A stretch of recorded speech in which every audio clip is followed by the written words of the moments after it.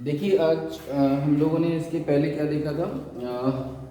अनुगमन वेग। अनुगमन वेग क्या होता है, तो हमने कहा था कि अनुगमन वेग क्या होता है, विद्युत क्षेत्र पर निर्भर करता है। जो बाह्य विद्युत क्षेत्र है उस पर निर्भर करता है कि वो कितना स्ट्रॉन्ग हमने उस पर लगाया हुआ है ना। और यही अनुगमन वेग है जिसके कारण धारा बहती है। ठीक है, किसी भी चालक में धारा किसके कारण बहती है, तो हमने बोला ये अनुगमन वेग ही उसका रीजन होता है धारा के बहने का। उसकी दिशा क्या होती है, तो धारा के बहने की विपरीत दिशा में अनुगमन वेग की दिशा होती है, या हाँ सॉरी विद्युत क्षेत्र की विपरीत दिशा में। ठीक है, उसमें हमने क्या पढ़ा था, तो पिछले सेशन में हमने ये भी देखा था कि शांति काल किसे कहते हैं। ठीक है ना। अच्छा, शांति काल के बारे में हम क्या जानते हैं, तो शांति काल जो है क्या होता है, टाउ। तो हमने कहा कि ये किन्हीं दो धनायनों की है ना, ये हमने किसी भी चालक में ऐसे एक यहाँ से इलेक्ट्रॉन और यहाँ से दूसरे धनायन पर, मतलब कोई इलेक्ट्रॉन जो है क्रमागत दो धनायनों के बीच टक्करों के बीच का जो समय होता है, किन्हीं दो धनायनों के टक्करों के बीच का जो समय होता है वो क्या कहलाता है, शांति काल। इस दौरान इलेक्ट्रॉन किसी दूसरे या किसी भी दूसरे परमाणु से वो टकराता नहीं है। इस दौरान वो आसानी से एक स्थान से दूसरे स्थान या एक धनायन से दूसरे धनायन तक जाता है ना, और उससे टकराने का जो समय है। अच्छा, ये किस पर निर्भर करता है, तो हम बोलेंगे ये किस पर निर्भर करता है, जो शांति काल है किसी भी परमाणु या किसी भी चालक पर जो शांति काल है वो किस पर निर्भर करेगा, ताप पर। यदि टेम्परेचर ज़्यादा होगा तो यहाँ पर जो इलेक्ट्रॉन है उसकी ऊर्जा ज़्यादा होगी, इसके पास ऊर्जा ज़्यादा होगी तो वो उतनी तेजी से जाकर के किससे टकराएगा, दूसरे धनायन से टकराएगा।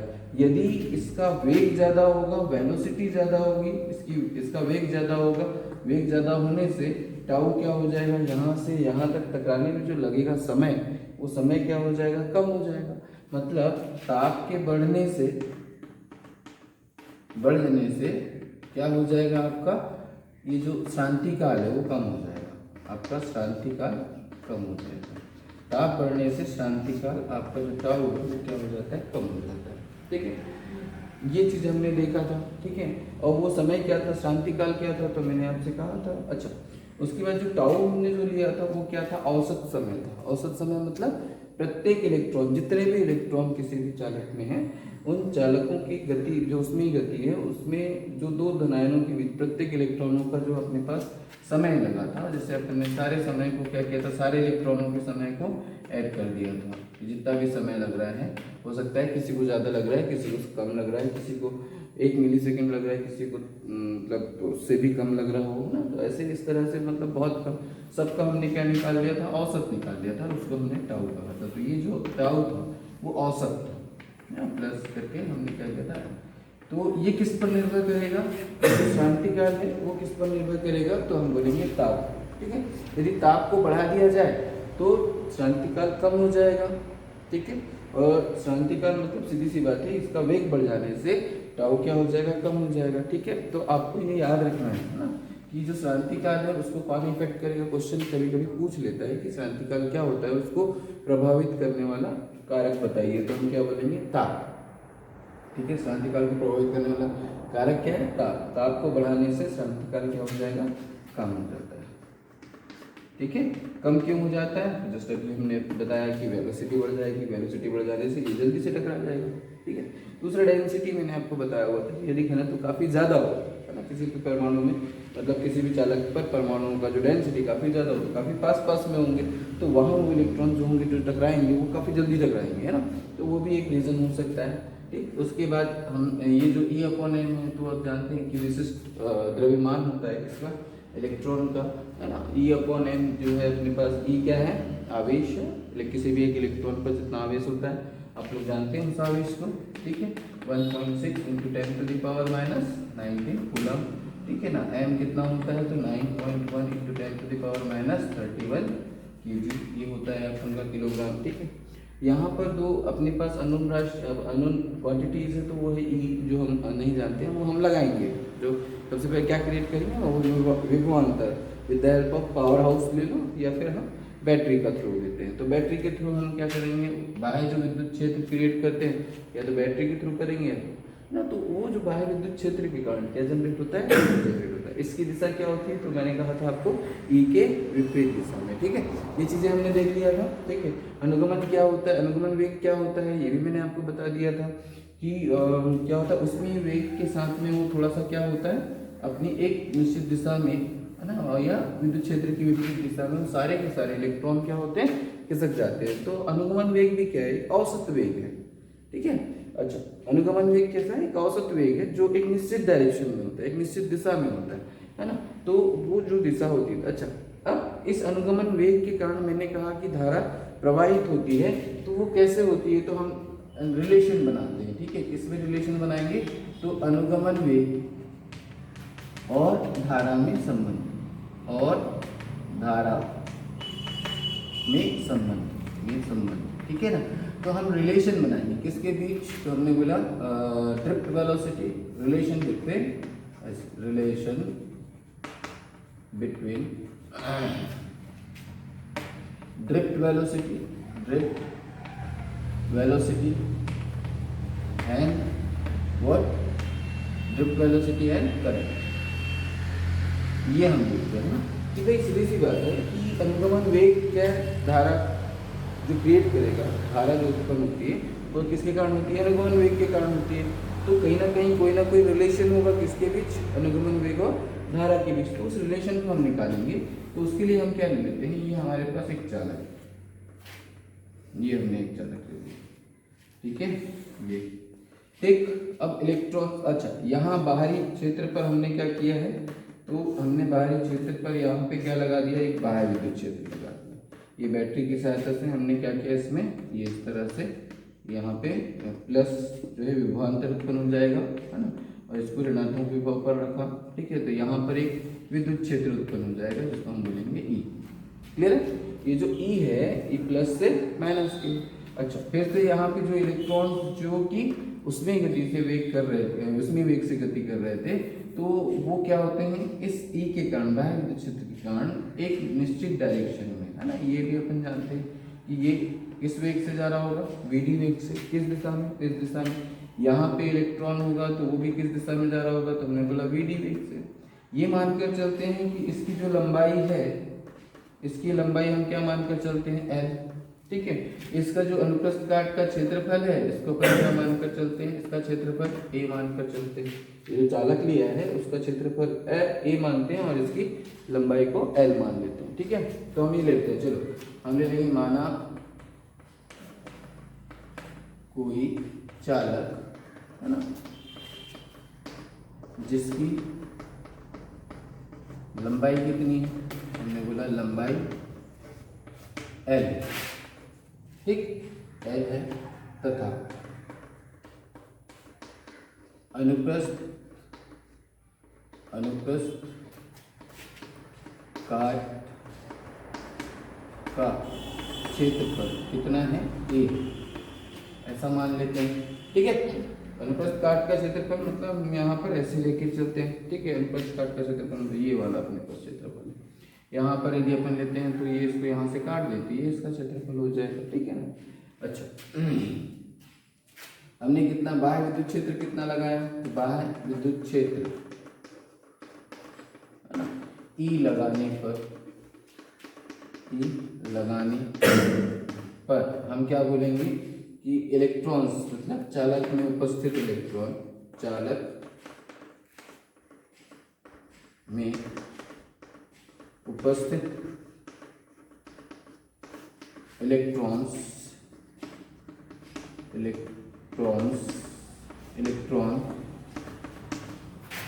क्या होते हैं, तो हम बोलेंगे विद्युत क्षेत्र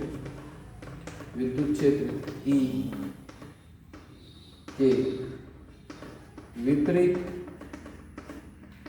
दिशा में क्या हो जा रहे हैं, तो हम बोलेंगे अनुगमित हो जा रहे हैं। अनुगमित या अनुगमन वेग से चलने लग जाते हैं, अनुगमन वेग से गति करते है ना। अब हम ये ले लेते हैं कि माना, ठीक है, हम यहाँ एक चीज मान लेते हैं, हम ये मान लेते हैं कि इसके ये जो है अपने पास जो चालक हमने लिया है, ये जो चालक हमने लिया हुआ है, ठीक है, इस चालक के एकांक आयतन पर, इसके इस चालक के एकांक आयतन पर कितने हैं इलेक्ट्रॉनों की संख्या, हम ले लेते हैं इलेक्ट्रॉनों की संख्या, है ना। तो मैं मान लेता हूं, माना चालक के एकांक आयतन में इलेक्ट्रॉनों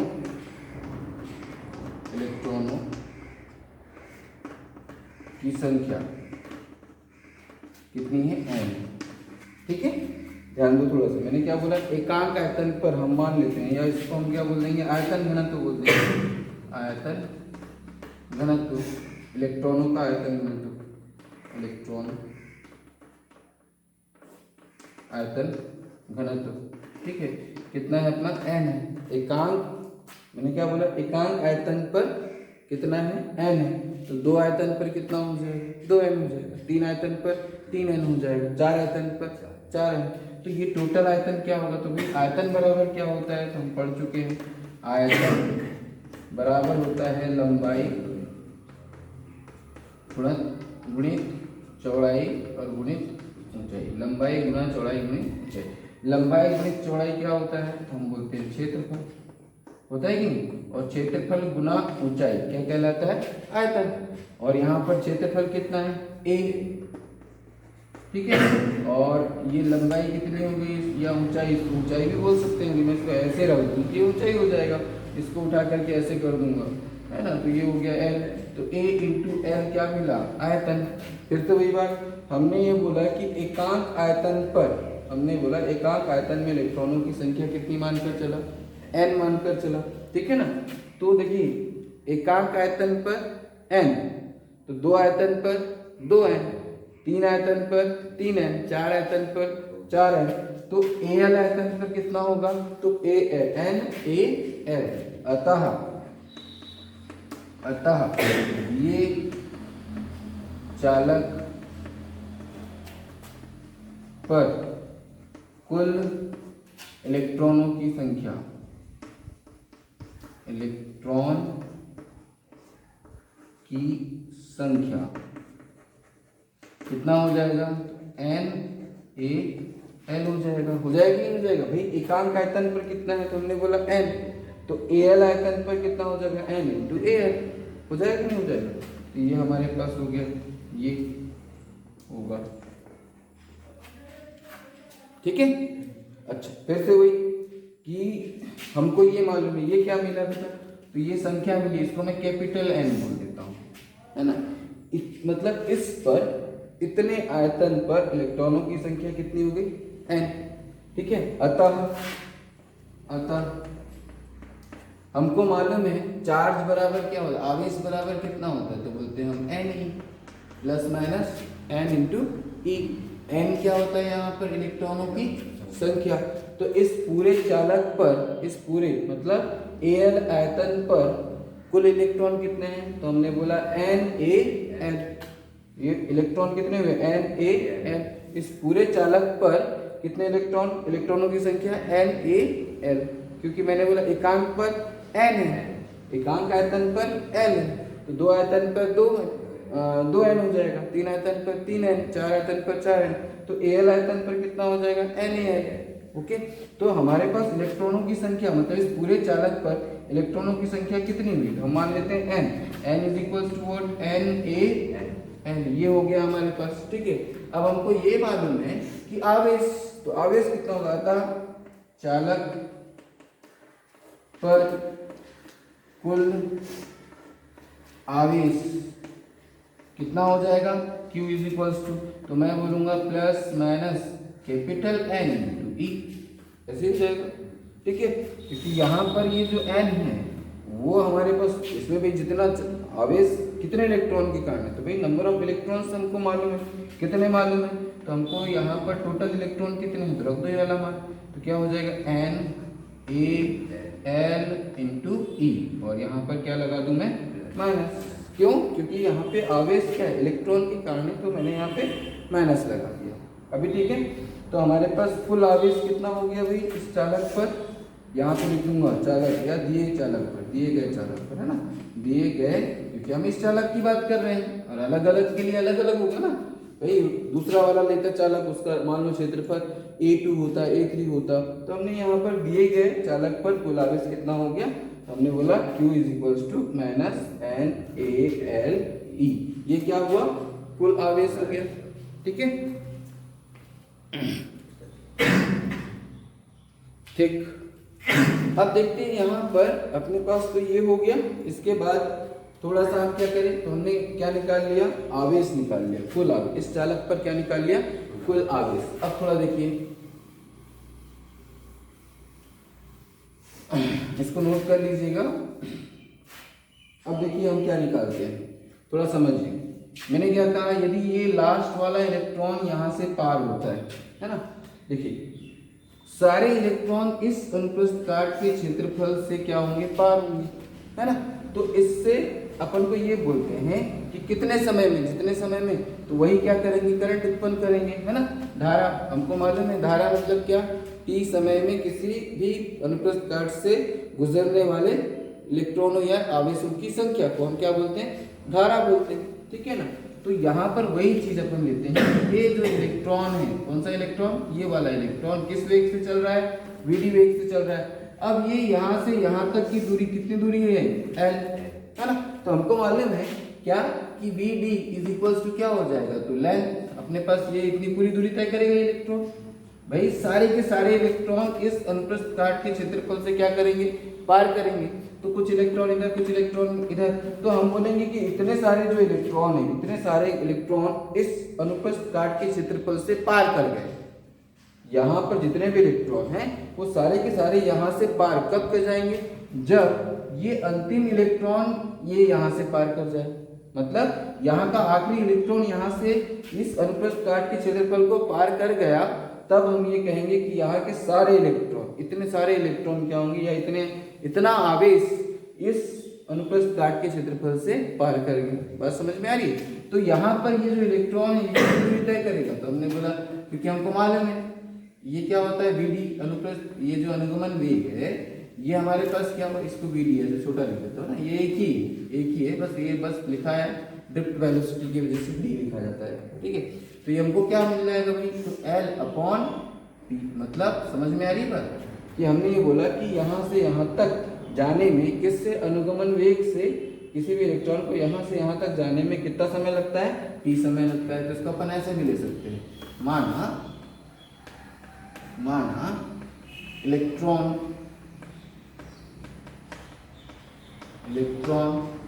द्वारा L दूरी तय करने में लगा समय कितना है, t, है ना। तब अब किस वेग से जाएगा, जैसे ही हम बाह्य क्षेत्र लगाते हैं तो इलेक्ट्रॉन d मतलब अनुगमन वेग से, तो vd बराबर क्या हो जाएगा, L/T। तो समय निकालते हैं, समय बराबर t को इधर लाइए, vd को इधर रख दीजिए, तो ये क्या हो जाएगा, t बराबर L/vd। ये हमारे पास क्या निकल गया, समय। ठीक है, अब हम ये मानकर चलते हैं, क्योंकि हम जानते हैं क्या जानते हैं भाई, हम जानते हैं कि धारा बराबर क्या होता है, धारा I बराबर तो Q/T यही होता है, Q/T। ठीक है, तो हमको ये मालूम है, आवेश हम निकाल चुके हैं, इसको आप इक्वेशन 1 दे दीजिए और इसको इक्वेशन 2 दे दीजिए। तो यहाँ पर धारा I बराबर क्या हो जाएगा, Q का वैल्यू यहाँ से रख दीजिए, समीकरण 1 से रख दीजिए, क्या हो जाएगा, -n, है ना, A/L/E क्या रह जाएगा, यहाँ पे हम बोलेंगे L/Vd। भाई समय t है, तो यहाँ पे अपन क्या लिख देते हैं, यहाँ पे कोष्टक में लिख देंगे समीकरण 1 व 2 से। बस समझ में आ गई। हमने एक समीकरण 1 से किसका मान रख दिया, आवेश का। ये क्या है, आवेश। क्या है ये, आवेश, कुल आवेश अपन लेते हैं, कुल आवेश, और ये क्या है अपने पास नीचे पे समय, ठीक है ना।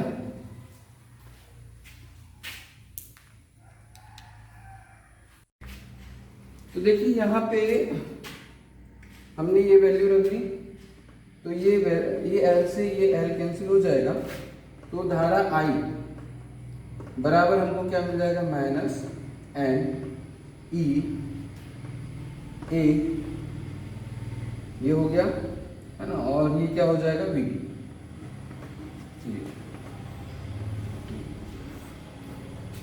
ठीक, तो हमको देखिए धारा और अनुगमन वेग दोनों में क्या मिल गया, हमको रिलेशन मिल गया। ठीक, तो हम ये बोलेंगे, देखिए यहां पर ये जो धारा है I इज इक्वल टू हमको क्या मिल गया, NE A V D। ये माइनस साइन क्या शो कर रहा है, तो हम ये बोलेंगे कि ये जो धारा की दिशा होती है उस अनुगमन वेग के विपरीत दिशा में होती है ना। धारा की दिशा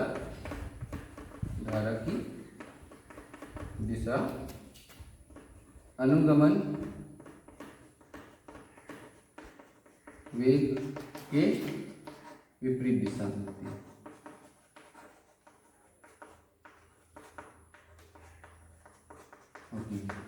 या हम बोलेंगे इलेक्ट्रॉन्स के विपरीत दिशा में। धारा किस किस पर निर्भर करेगी, तो देखिए बाकी शेष राशियों को हम क्या कर दें, ये जो माइनस साइन है ये शो करता है, बाकी शेष राशियों को हम क्या कर दें, कांस्टेंट कर दें। तो ये धारा जो है वो निर्भर करेगी किसके, तो हम बोलेंगे क्षेत्रफल पर। क्षेत्रफल ज्यादा होगा तो इलेक्ट्रॉन्स ज्यादा होंगे, है ना। इलेक्ट्रॉन्स ज्यादा होंगे तो धारा का मान भी क्या होगा, ज्यादा होगा, ज्यादा आवेश एक साथ प्रोवाइड करेंगे। ठीक है, उसके बाद यदि मैं इसको देखूं तो इनको एक साथ कर दूं तो यहाँ पर क्या हो जाएगा आपका, ये जो VD है अनुगमन वेग पर निर्भर करेगा। अनुगमन वेग ज्यादा होगा तो धारा का मान कैसा होगा, ज्यादा होगा।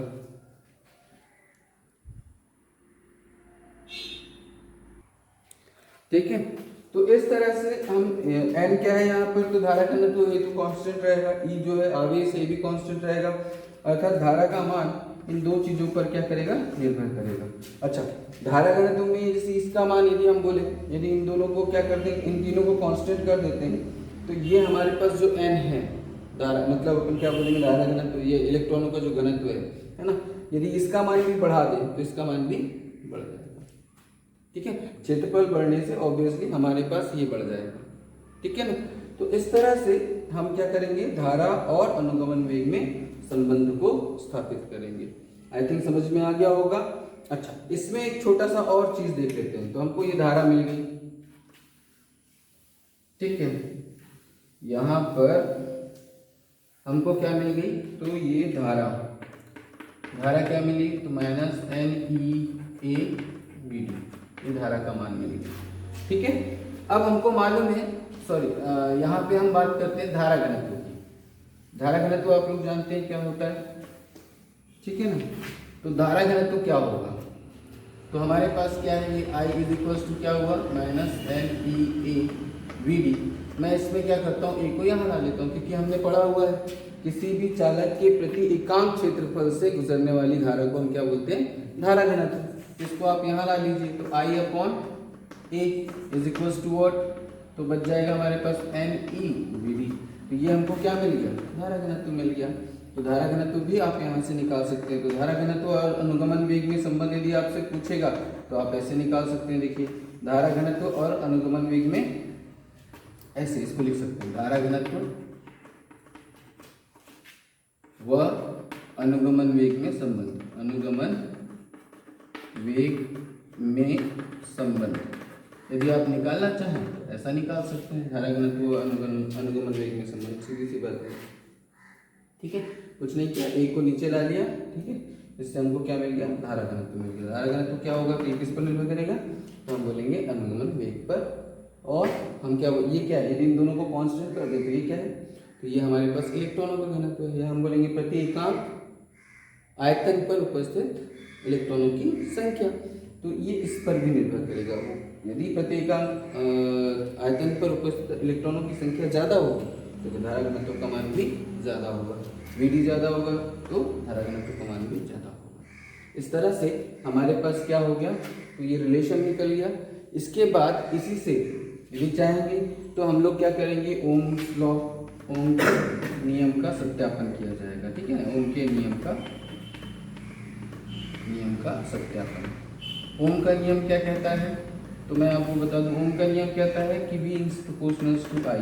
यदि किसी चालक के, है ना, यदि किसी चालक पर हम विभवांतर उत्पन्न करते हैं तो उसमें जो प्रवाहित धारा है वो किसके, उसके V है ना, उस पर लगाया गया विभवांतर के अनुक्रमानुपाती होता है। ठीक है ना, लेकिन उसमें एक कंडीशन है कि उसकी भौतिक मतलब राशियां जो है उसमें कोई परिवर्तन ना हो, किसी चालक के भौतिक राशियों में कोई परिवर्तन। यदि ताप, और इसमें कंडीशन क्या है कि ताप को क्या करना है, स्थिर रखना है। ताप क्या होना चाहिए, स्थिर, है ना। इस कंडीशन में ताप स्थिर हो और उसकी भौतिक राशि में कोई परिवर्तन ना हो, मतलब उसकी लंबाई चौड़ाई आयतन में बिना परिवर्तन किए यदि हम क्या करते हैं, उसमें एक विभवांतर लगाते हैं तो उसमें बहने वाली धारा उसके अनुक्रमानुपाती होता है। ठीक है, और इसी को हम इसी से, है ना, क्या करेंगे, इससे क्या, जो ये भी हम हमारे पास जो कुछ भी आया अभी, जो रिजल्ट आए हैं उसी रिजल्ट से हम क्या करेंगे, ये प्रूव करने का प्रयास करेंगे।